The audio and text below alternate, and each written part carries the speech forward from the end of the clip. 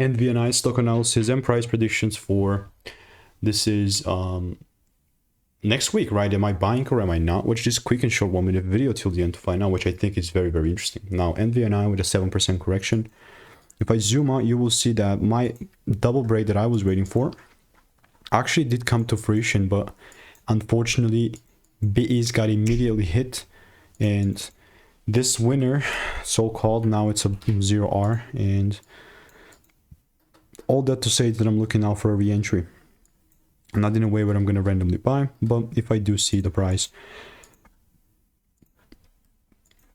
giving me a double break here, then I'm looking to take it further high, you know, not randomly buying or anything. So that's how Nvni is looking like.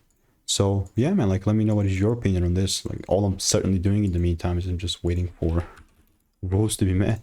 And if you want to stay tuned and get free sauce, click the first link in the description. I will continue to keep you updated.